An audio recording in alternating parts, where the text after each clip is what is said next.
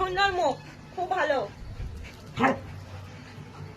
তো মায়ের কাছে তো আদর খেতে পারো সুস্থিরে বসে, সব সময় বনমাইছি। জ্যাকের কিন্তু হিংসা হচ্ছে। অত দাঁড়টা দেখি দাও, মা জানো তো তোমার এই সুন্দর পারে গাড়িটা দেখতে খুব ভালোবাসে। কি হাসি গো, শোনো চলে গো, যাবে আদর জ্যাক তোকে খেলা দিতে আসবে। তো ভালোভাবে তো থাকতে পারো সোনা আমার, সোনা তো বাবালো রে বাবালো,